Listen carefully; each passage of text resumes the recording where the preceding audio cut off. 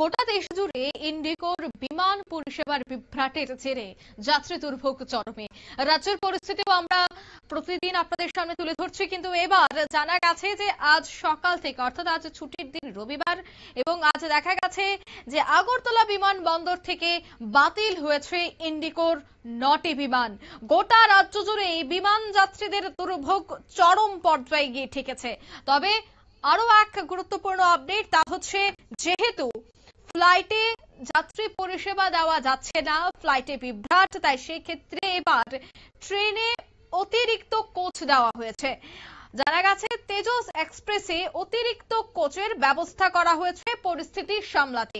বিস্তারিত সেই বিষয়ে জানবো। টেলিফোন লাইনে যুক্ত হয়ে গেছে প্রতিনিধি সম্রাট চৌধুরী। সম্রাট, ঠিক কি জানতে পারছো?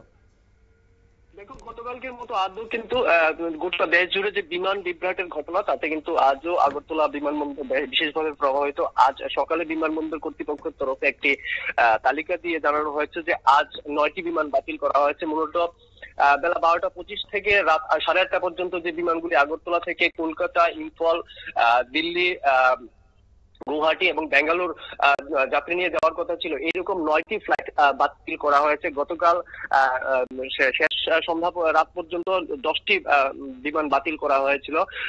বিমান ইন্ডিগো কর্তৃপক্ষ এবং বিমানবন্দর কর্তৃপক্ষের দাবি যে ইতিমধ্যে যাত্রীদের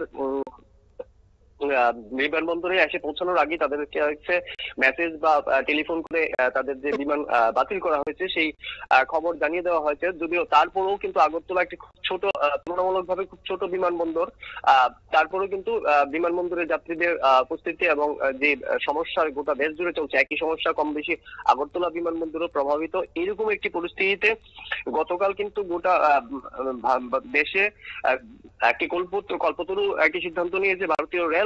গোটা দেশে এই পরিস্থিতি, ভিড় এবং পরিস্থিতি এবং যাত্রীদের সশস্ত্র গন্তব্যস্থলে পৌঁছানোর জন্য গোটা দেশে 84টি স্পেশাল ট্রেন চালাবে ভারতীয় রেল। ভারতীয় রেল দেশের এই ধরনের বিপর্যয়ের মুখে বরাবরই এই ধরনের কল্পতরু সিদ্ধান্ত নিয়ে এসেছে, এবং এই তালিকায় কিন্তু আগরতলার যে তেজস এক্সপ্রেস রয়েছে, সেই তেজস এক্সপ্রেসও কিন্তু অতিরিক্ত ভাবে না চালানো হলেও এখানে অতিরিক্ত করে 2 দিনের জন্য একটি এসি টায়ার কোচ বাড়তি সংযোজন করা হবে, যাতে অন্তত কিছুটা যাত্রী সমস্যা লাঘব করা যাবে বলে ধারণা করা হচ্ছে।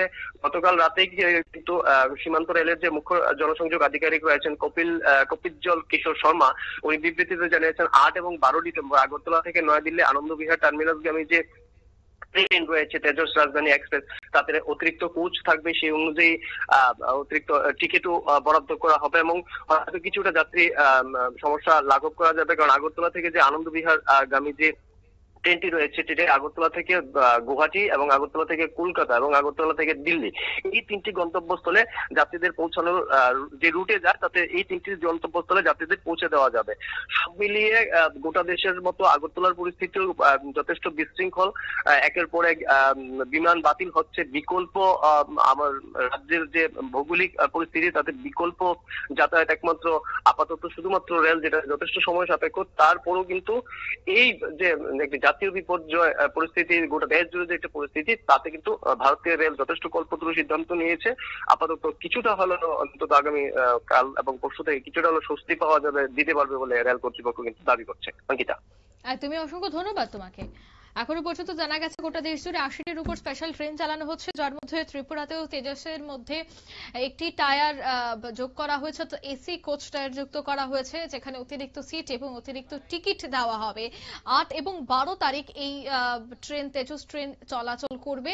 সেক্ষেত্রে ভারত সরকারের এই সিদ্ধান্তে সামান্য হলেও, অর্থাৎ কিঞ্চিত হলেও স্বস্তি মিলেছে যাত্রীদের জন্য।